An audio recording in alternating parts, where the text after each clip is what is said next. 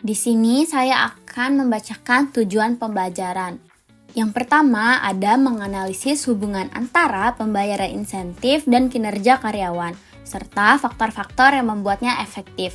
Yang kedua ada menjelaskan berbagai bentuk insentif individu dan dampaknya terhadap motivasi serta produktivitas. Selanjutnya itu ada mengidentifikasi metode insentif kelompok dan perbandingannya dengan insentif individu. Lalu menjelaskan keterkaitan pembayaran insentif dengan kinerja keseluruhan perusahaan. Selanjutnya ada memahami konsep balance scorecard dalam insentif dan manfaatnya. Tujuan pembelajaran yang keenam itu ada mengidentifikasi faktor pendukung keberhasilan program insentif, termasuk komunikasi dan partisipasi karyawan. Yang terakhir itu ada menganalisis isu-isu dalam pembayaran berbasis kinerja bagi eksekutif, termasuk keseimbangan insentif dan risiko etika.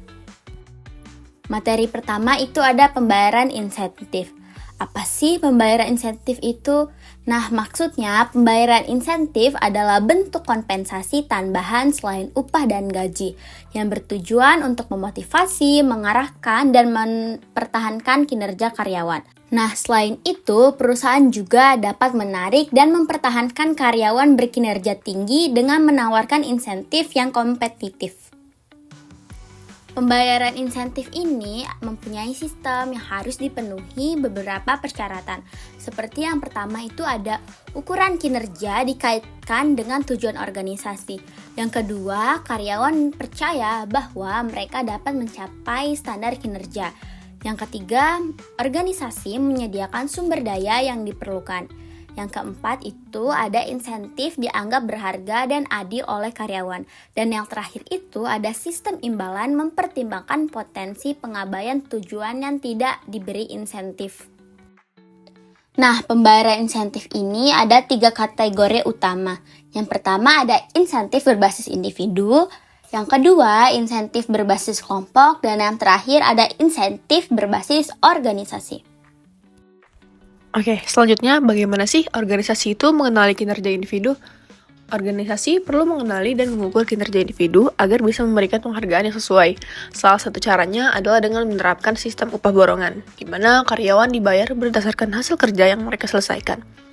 Selain itu, ada juga rencana jam kerja standar yang membantu menilai apakah seseorang bekerja sesuai target waktu. Untuk mendorong semangat kerja, perusahaan juga memberikan bonus individu dan komisi penjualan, terutama bagi karyawan di bidang penjualan.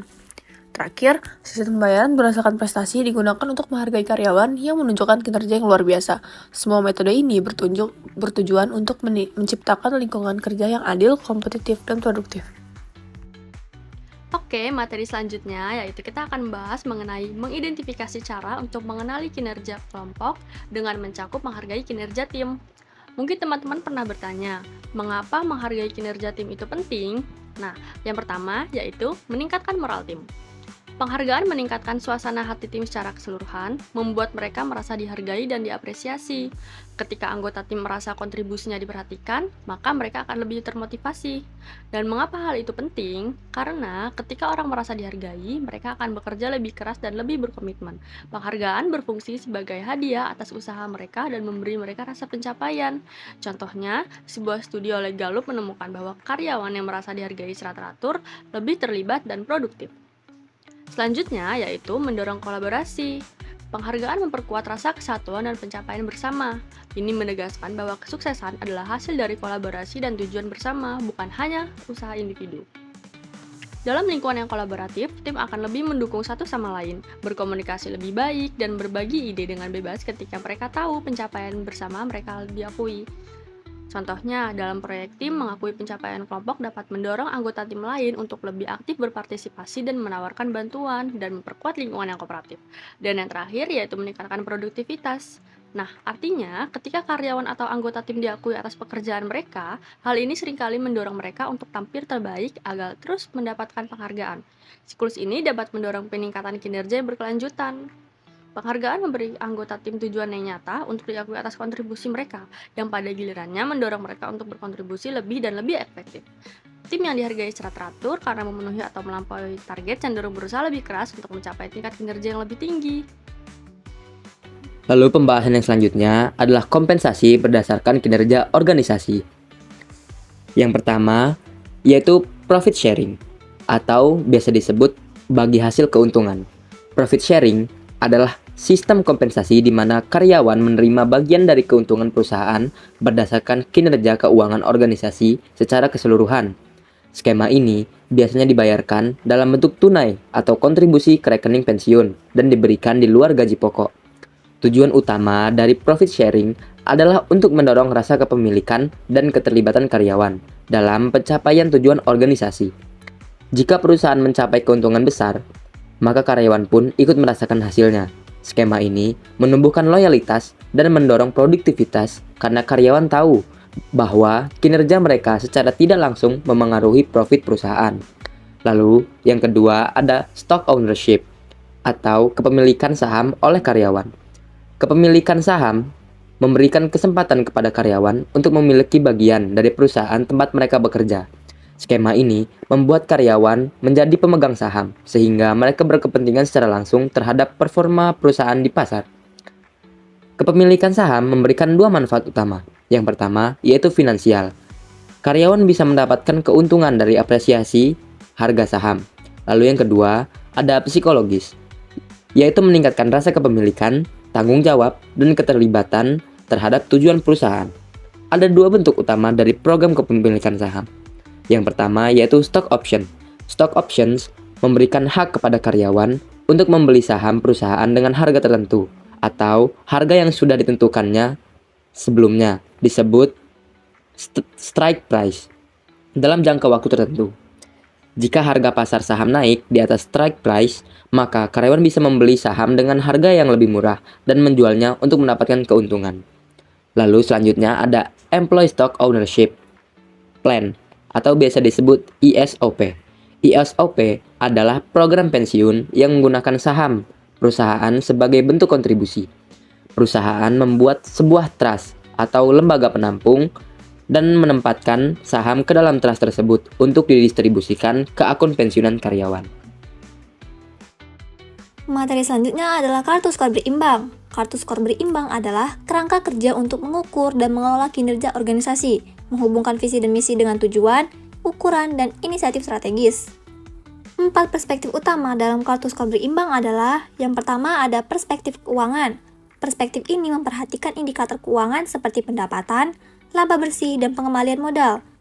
Perspektif ini menggambarkan apakah organisasi mencapai tujuan keuangan dan memberikan nilai tambah kepada pemegang saham.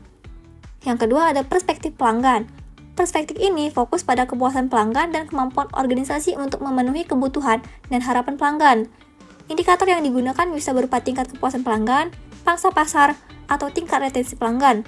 Yang ketiga ada perspektif proses internal. Perspektif ini menyoroti efisiensi dan efektivitas proses internal organisasi. Dalam perspektif ini, diidentifikasi indikator kunci yang berkaitan dengan proses-proses yang menghasilkan produk atau layanan, termasuk inovasi, kualitas, dan produktivitas. Dan yang terakhir ada perspektif pembelajaran dan pertumbuhan. Perspektif ini mengukur kemampuan organisasi untuk belajar, beradaptasi, dan meningkatkan kapabilitasnya. Selanjutnya, proses yang membuat insentif berhasil. Ada dua proses yang dapat membuat insentif berhasil. Yang pertama, partisipasi dalam pengambilan keputusan, yaitu keterlibatan aktif pihak yang menerima insentif dalam proses perancangannya. Hal ini memastikan bahwa insentif yang diberikan sesuai dengan kebutuhan, adil, dan lebih memotivasi penerima. Dengan melibatkan mereka, insentif menjadi lebih efektif karena mencerminkan harapan dan preferensi yang sebenarnya. Yang kedua, komunikasi. Komunikasi dalam proses insentif berperan dalam menyampaikan informasi secara jelas dan transparan mengenai tujuan, mekanisme, serta manfaat insentif. Komunikasi yang baik membantu menghindari kesalahpahaman, meningkatkan kepercayaan, dan mendorong partisipasi aktif. Eksekutif memiliki pengaruh yang jauh lebih kuat terhadap kinerja organisasi dibandingkan dengan karyawan lainnya. Maka, pembayaran insentif untuk eksekutif perlu mendapatkan perhatian khusus. Insentif diharapkan meningkatkan kinerja eksekutif dan organisasi secara keseluruhan.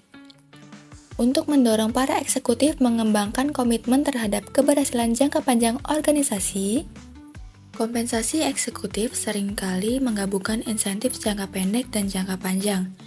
Insentif jangka pendek mencakup bonus berdasarkan laba tahun berjalan, laba atas investasi, atau ukuran-ukuran lainnya yang terkait dengan tujuan organisasi.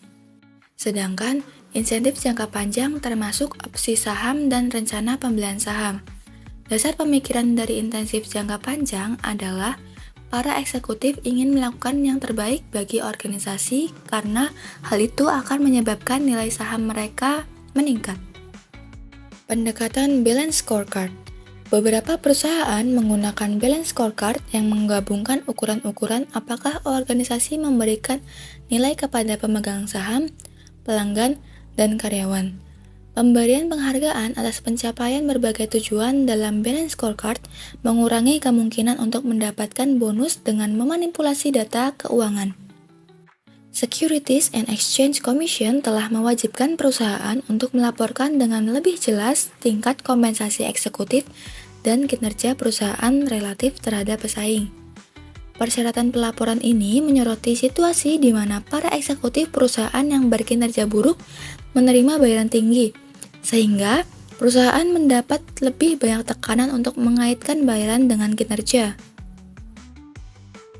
Kesimpulan dari materi ini adalah sistem pembayaran intensif dalam organisasi merupakan bentuk kompensasi tambahan yang bertujuan untuk memotivasi, mengarahkan, dan mempertahankan kinerja karyawan. Keberhasilan penerapan intensif sangat dipengaruhi oleh partisipasi karyawan dalam pengambilan keputusan, serta adanya komunikasi yang baik di lingkungan kerja. Oleh karena itu, intensif perlu dirancang secara cermat agar benar-benar dapat meningkatkan kinerja. Sistem intensif yang efektif harus diberikan secara adil, transparan, dan sejalan dengan tujuan organisasi.